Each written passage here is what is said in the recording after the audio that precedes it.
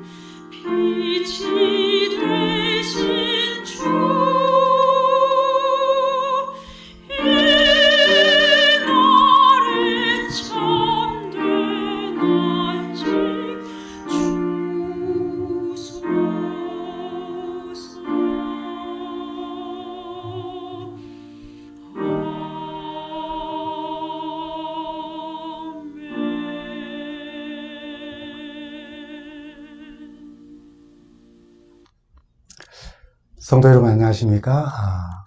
오늘 우리가 시편 84편을 함께 살펴보며 교회는 바로 참새들의 집이고 또 제비들의 보금자리입니다 라고 하는 그런 제목으로 말씀을 나누려 합니다. 연작, 안지, 홍곡, 지지 이 한자가 참 어렵습니다. 우리가 흔히 보는 그런 또 한자는 아니죠. 사마천이 사기 진섭세가 편에 나오는 말입니다. 연은 제비를 말하고 참새, 작은 참새를 말합니다. 그래서 연작은 제비와 참새를 아울러 이르는 말이고요. 홍곡은 기러기나 백조를 이르는 그런 말입니다. 이 말의 출처는 사마천의 사기 말씀드린 것처럼 진섭세가 편에서 나옵니다. 연작, 즉 이 참새나 이 제비 같은 작은 새가 홍곡, 즉 기러기나 백조처럼 아주 좀 우아하기도 하고 또 귀하기도 한, 또 크기도 한 그들보다 그런 새가 가지고 있는 큰 뜻을 어찌 알 수 있겠느냐라고 하는 그런 의미입니다. 여기에서 연작은 도랑이 좁은 사람을 비유적으로 이르는 말이기도 합니다. 다시 좀 풀었으면은 소인배들, 그런 연작 혹은 참새나 제비 같은 그런 사람들이 군자, 큰 뜻을 품은 사람, 홍곡 혹은 뭐 이렇게 기러기나 뭐 이렇게 좀 큰 새들, 그런 큰 뜻을 결코 알지 못한다는 그런 말입니다. 참새와 제비는 이렇게 좀 속이 좁거나 저는 좋지 못한 그런 의미로 사용되어졌습니다. 이 말을 한 사람은 중국 최초의 농민운동을 일으킨 진승이라고 하는 사람이 자기 동료들에게 한 말에서 비롯됩니다. 무슴살이를 했던 그는 어느 날 동료들에게 우리가 나중에 잘 살게 되면, 그래서 서로 부귀를 만약에 얻게 된다면은 우리 이렇게 고생한 서로를 잊지 말자고 그렇게 말합니다. 그래서 주위에 동료들이 무슴살이 주제에 무슨 부귀를 누릴 것이 있냐고 그렇게 빈정대기 시작했죠. 이 말을 들은 진성이 장탄식을 하면서 내민 그런 내뱉은 말입니다. 연작, 안지, 홍곡, 지지.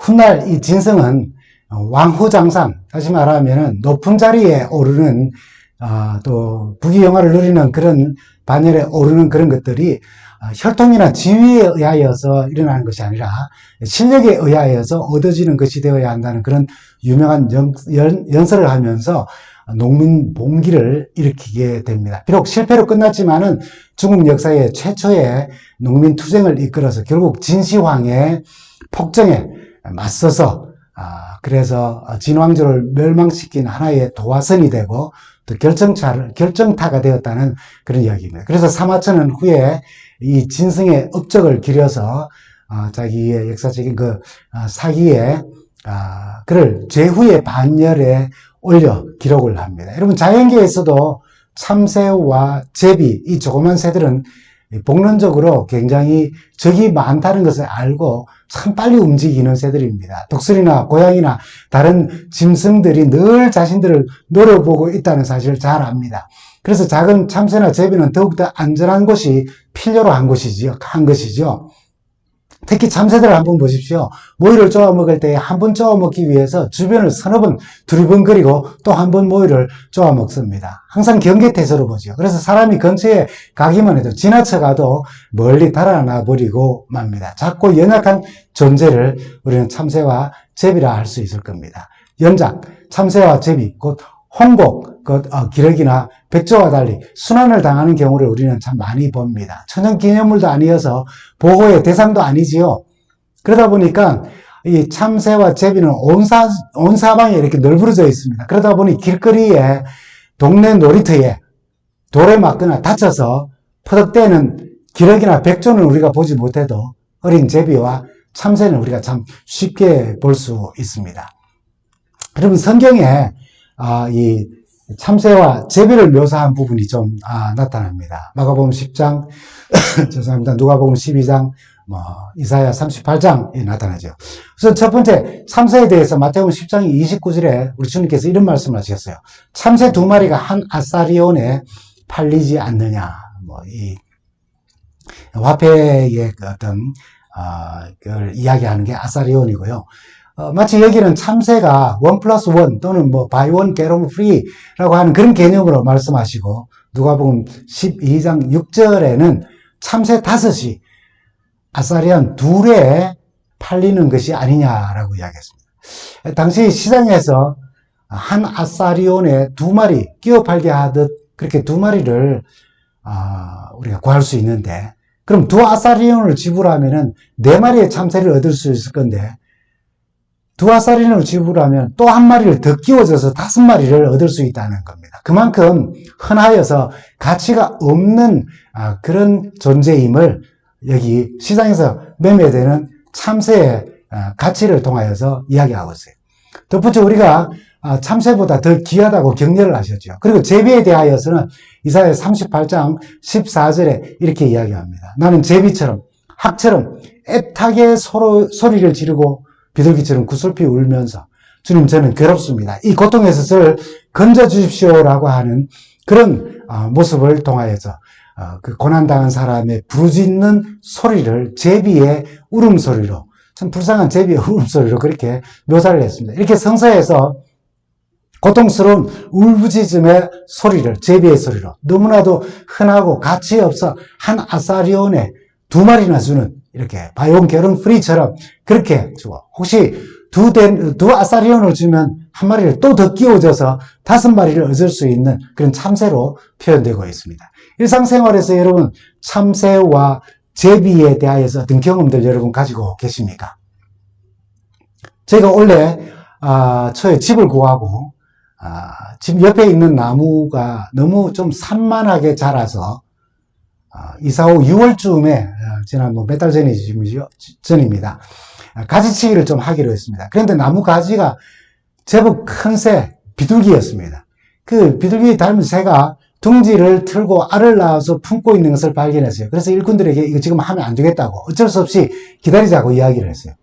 알을 까고 새끼가 둥지를 떠나자 이제는 나무 가지치기를 좀 할 때가 되었다 싶었는데, 이상하게도 둥지는 마치 사람이 지은 집이 오래 지나고 사람이 살지 않으면 그 허물어져 내리는 것처럼 단단히 연결되어져 있던 나무 가지들이 엉성해지더니 속이 이렇게 보일 정도가 되는 것입니다.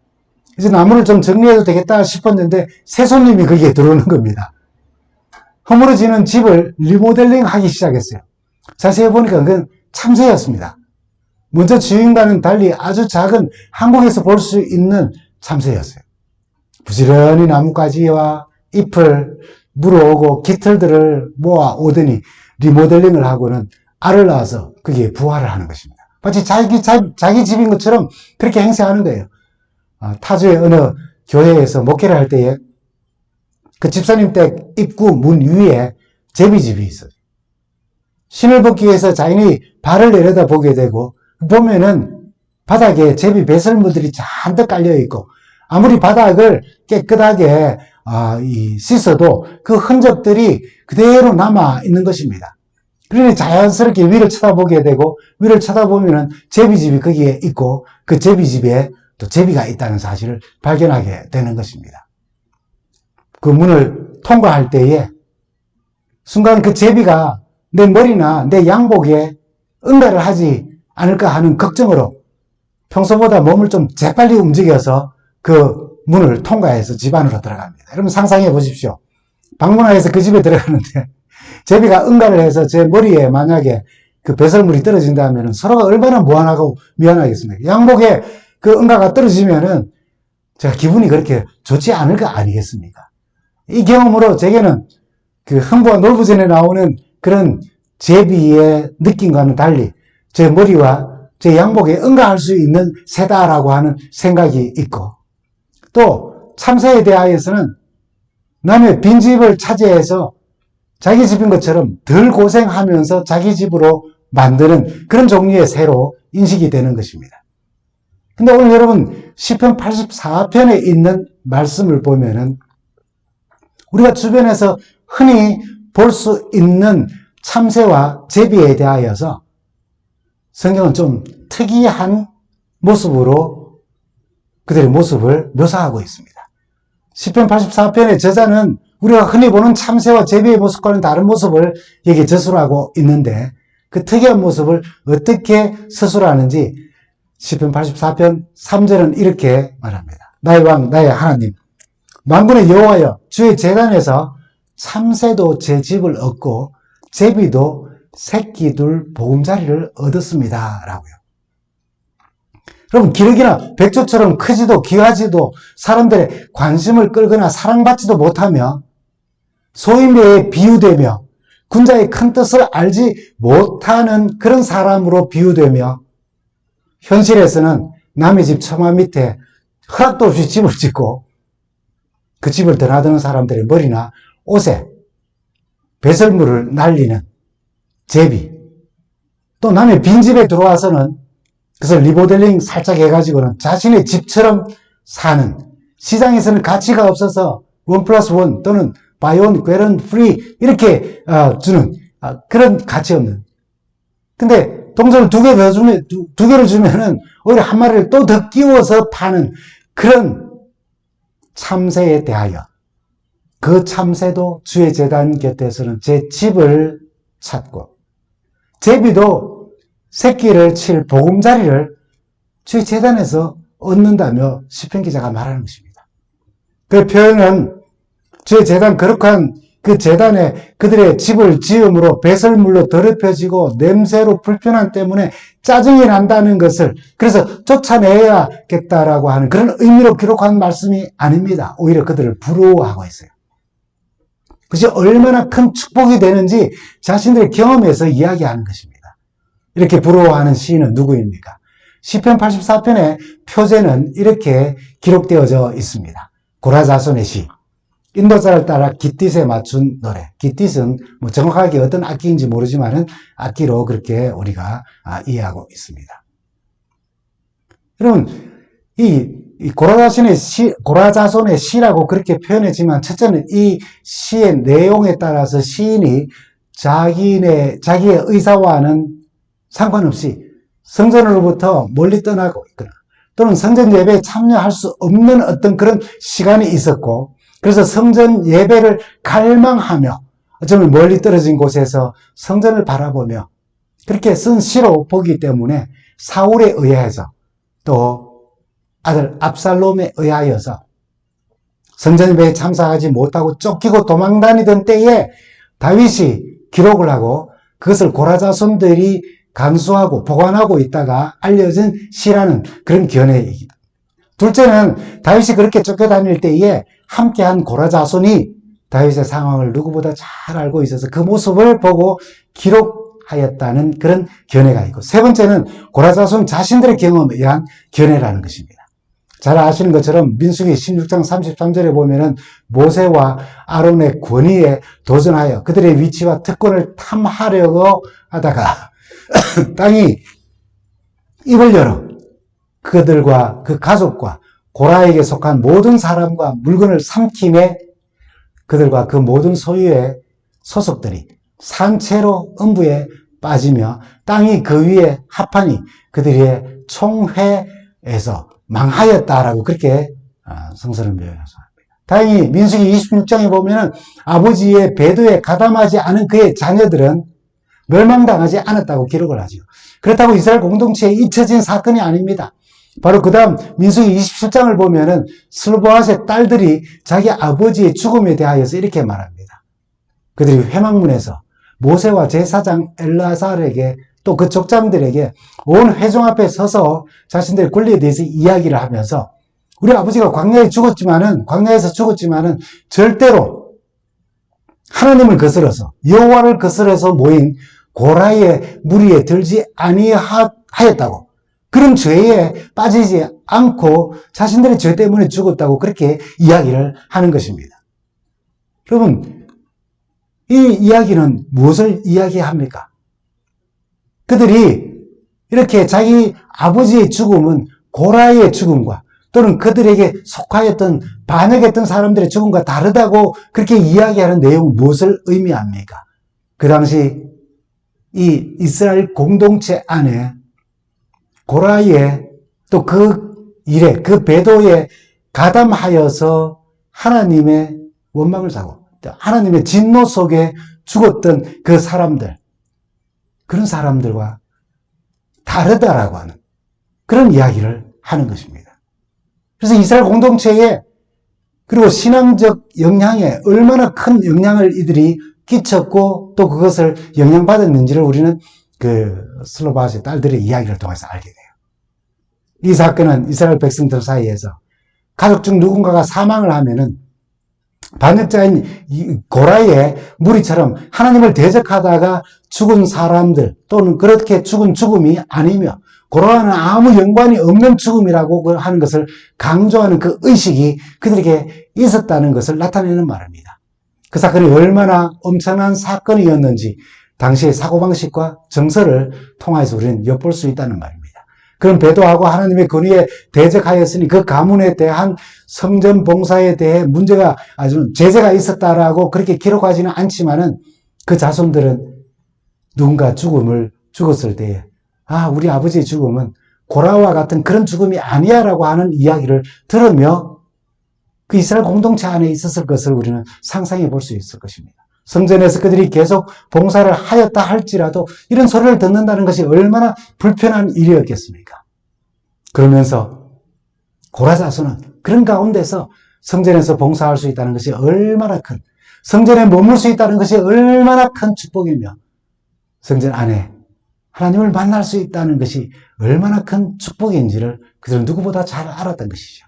그래서 그들은 이 시로 또 표현했을지도 모르는 것입니다. 이 시의 저자가 누구든 간에 시의 내용은 성전을 향할 수 없어서 성전 예배에 참여할 수 없는 그 애절한 마음을 표현한 것이기 때문에 시인이 누구든지 간에 그것이 다윗이든 그것이 고라 자손이든 누구든 간에 그는 분명히 하나님의 집 성전을 사모했다는 것은 사실인 것입니다. 그 사모함이 얼마나 큰지 성전 봉사를 할 수 있고 또 성전 예배를 드릴 수 있다는 것만으로 감사하여서 그 성전 안에 성소의 제단에 집을 짓는 참새와 새끼를 낳아 보금자리를 트는 제비를 부러워하고 참 축복되다고 그렇게 말하는 것입니다. 여러분, 지금 이 상황 속에서 오늘 이 시대를 살아가면서 누가 참새며 누가 제비입니까? 성소의 제단에 집을 짓고 보금자리를 만드는 참새와 제비는 과연 누구를 의미할까요? 말씀드린 것처럼 참새는 성서에서 너무나도 흔하고 흔해서 하잘것없는 미미한 존재를 비유하는 데 쓰여집니다. 예수님의 말씀 가운데서도 바이온 별은 프리처럼 한 아사리온에 2마리를 팔고 2아사리온을 주면은 4마리만 줘도 되는데 5마리, 1마리 더 끼워서 주는 그런 존재이라는 사실을 통하여서 참새가 얼마나 하잘것없는 것들인지를 우리는 알 수 있는 것입니다. 그런 민물이 주의 제단에 집을 짓는다는 것을 한번 생각해 보십시오. 만약에 우리가 이 바리새적 사고를 가졌다면 성전에서 기도하는 세리를 보고 자기 의를 드러내는 그 바리새적 사고를 가지고 우리가 있다면은 아주 불경한 일입니다. 어떻게 세리와 같은 제비와 참새가 주의 전에서 둥지를 틀 수 있다니. 그러나 하나님의 집은 결코 그런 배타적인 곳이 아니라는 것입니다. 함부로 범접할 수 없다고 여기는 그 제단에 참새의 집으로 내어주기조차 하는 분이 바로 그 성전의 주인이신 하나님이시고, 오늘 이 성전의 주인이신 또한 우리 하나님이 우리를 사랑하시는 그 마음인 것입니다. 성전의 주인이신 주님은 인자가 온 것은 이런 자를 찾아 구원하려 하려 하심이라고 선포하셨습니다. 세상살이의 투쟁으로 곤고하고 지쳐 돌아왔을 때 그들에게 위로와 소생의 힘을 부어주는 것이고, 그들의 쉴 곳 집이며 그들의 보금자리로 성소는 항상 제공되어지는 것인 것입니다. 제비는 때가 바뀌면은 새로운 보금자리를 찾아 떠나는 철새입니다. 뿐만 아니라 이 새는 애절한 소리로 우는 것으로 이사야서는 묘사하고 있어요. 제비란 늘 그렇게 영원한 안식처를 참지 못하고 계절에 따라서 이곳저곳으로 옮겨 다니는 것입니다. 바로 그런 신앙을 하듯 자신이 살기에 적당한 곳을 찾다가 돌아오는 삶의 안식처가 절실히 필요한, 그러면서도 어쩔 수 없이 또 방황하며 그 애통함과 고뇌가 있는 존재. 그래서 슬피 울 수밖에 없는 그런 존재를 의미해요. 그 제비가 이 하나님의 집에서 새끼를 칠 보금자리를 마침내 얻으니 그 마음이 얼마나 기쁘고 즐거웠겠습니까? 당시 예수님 당시에는 성전에서 감히 고기를 들지 못하고 기도하는 세리가 참새들이었어요. 가늠하다 현장에서 잡혀 온갖 수모를 당하며 속으로 울며 자신의 처지를 어찌할 줄 몰라 했던 그 여인이 바로 제비였던 것입니다. 현대적 의미로 본다면 많은 이야기들을 우리는 이야기할 수 있을 것입니다. 그러나 1960년대로 거슬러 올라가 히피들의 교회를 찾은 것을 한번 우리가 생각해 볼 수 있을 것입니다. 여러분 잘 아시는 것처럼 1960년대, 70년대 히피 운동이 있었고, 또 그 히피들을 복음만으로 그리스도교를 인도하기 위하여 예수 운동이 있었습니다. 샌프란시스코와 LA를 중심으로 활동한 반문화주의자들이었죠. 그들은 사회 전통적인 기준, 가치관을 부정하고 개인의 자유를 강조하면서 자신들의 사상을 닮은 그런 노래를 하고 마약을 복용하며 자유연애를 외치고 집단 생활을 하면서 장발머리에 허무주의 사상에 물든 사람들이었습니다. 그 운동은 세계로 향했고 우리 한국에도 영향을 끼쳤으며 그것을 바로 히피 운동이라고 했죠. 남가주 코스타 메사의 척 스미스 목사님이 목회하는 몇 년 전에 돌아가셨습니다. 갈보리 채플 교회가 1968년경부터 그들에게 집중적으로 전도하기 시작하였습니다. 히피들에게 복음을 전한 이 운동을 소위 우리는 예수 운동, Jesus Movement라고 그렇게 말하죠. 가운데 서서 흰 옷을 입고 손을 들고 복음을 전하는 분이 바로 척 스미스 목사님이십니다. 이 히피들이 그리스도 복음으로 들어오고 변화되었습니다. 수백 명의 히피들이 코로나 델마 해변에서 이렇게 침례를 받는 장면이 나타납니다. 기록으로 남아있어요. 그들이 예수를 구주로 영접하고 교회로 모여들었습니다. 교회 지도자들은 그들의 모습 그대로 교회에 받아들여서는 안 된다고 그렇게 이야기했지만 척 스미스 목사님은 그 반대를 무릅쓰고 이들이 있는 모습 그대로를 받아들였어요. 그리스도의 사랑으로 영접했고 그들은 친구가 되었습니다.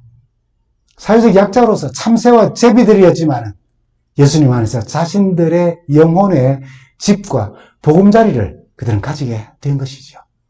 그리고 치유된 자신의 새 인생을 노래로 표현했습니다. 과거에 마약을 먹으며 자신들이 원하는 노래들을 기타를 치며 그렇게 부르던 그들이 이제는 영적인 새 노래를 부르며 하나님을 찬양하게 되었습니다. 그 대표적인 곡들을 우리가 많이 알고 있어요. 목마른 사슴, 신의 물을 찾아 헤매듯이 내 영혼이 그렇게 우리 하나님을 찾기에 갈망한다고요. 사랑해요. 목소리 높여. 사랑해요. 목소리 높여. 또 작은 불꽃 하나가 큰 불을 일으켰다는 그런 또 노래. 자신들의 이야기 아닙니까? 너희는 먼저 그의 나라와 그의 의를 구하라. 이런 곡들이 바로 그들이 변화되고 난 후 교회에서 함께 불렀던 그들의 노래였습니다. 약 100여 곡이 찬송가에 수록되었다는 이야기를 들은 적도 있습니다. 아마 이런 찬양곡들, 찬송곡들이 전 세계에 보급되어 있고 교회는 즐거이 이 찬송을 부르며 이 찬미의 가사에 감동을 받습니다. 이런 찬양을 하면서 우리 교회 공동체 안에 참새와 같이 또는 제비와 같이 연약하고 부족하고 죄인인 그들을 배척한다면 정말 참 아이러니한 일 아니겠습니까? 오늘 바로 우리가 주의 제단 곁에 집을 짓고 보금자리를 찾은 참새와 제비들입니다.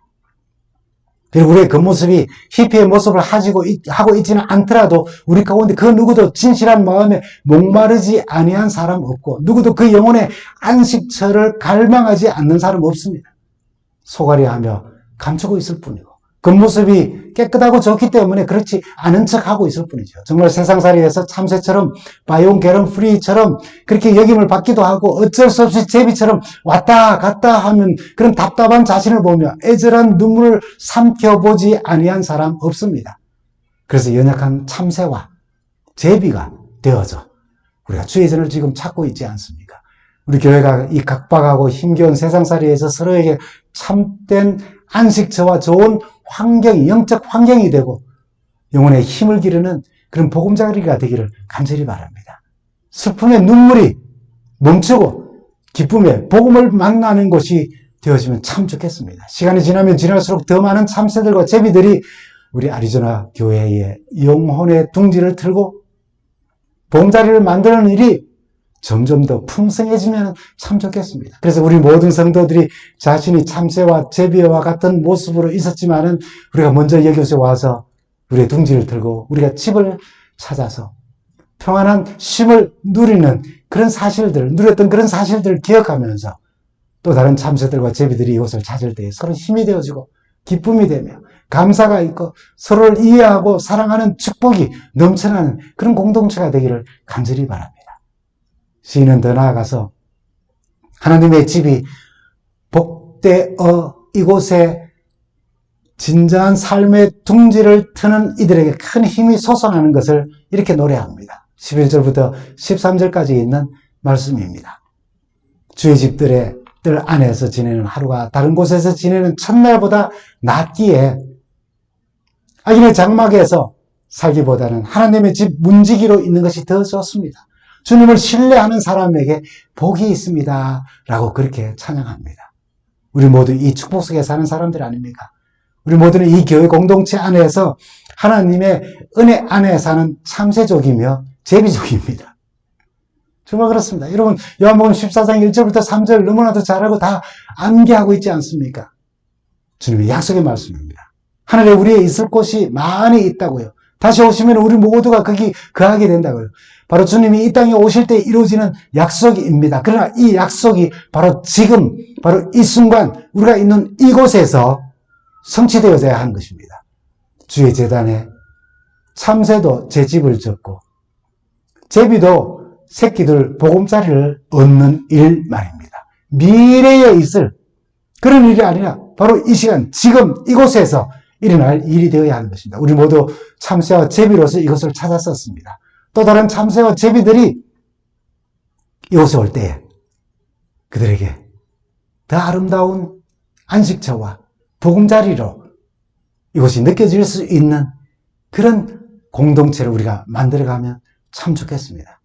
여러분 주인이 참 좀 그러면은 새들을 살 때에 굉장히 좀 힘듭니다. 스트레스가 되고. 근데 주인이 참 좋으면은 새들을 사는데 굉장히 편안합니다. 그렇죠? 여러분. 우리 모두가 다 경험하는 거 아닙니까? 이 집의 주인이 누구십니까? 하나님이십니다. 얼마나 좋은 분이신지 우리 정말 편안하고 집세도 안 내면서 이렇게 삽니다. 누구까지 허락하고요? 참새와 제비가 둥지를 틀고 집을 짓고 보금자리를 만들도록 말입니다.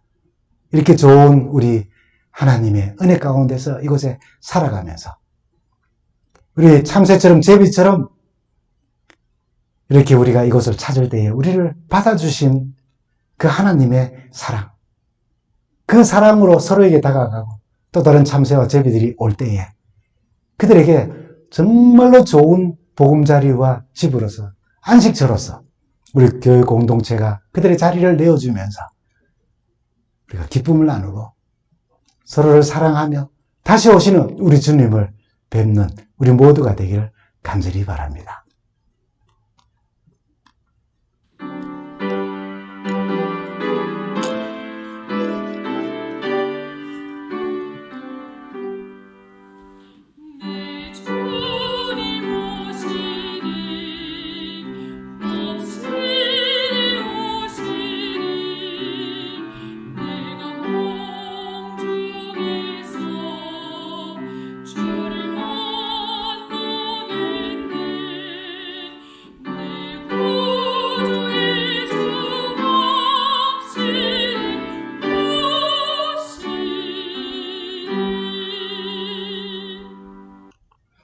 우리 주님과 동행하며 행복하고 즐거운 한 주간 지내시기 바랍니다. 감사합니다.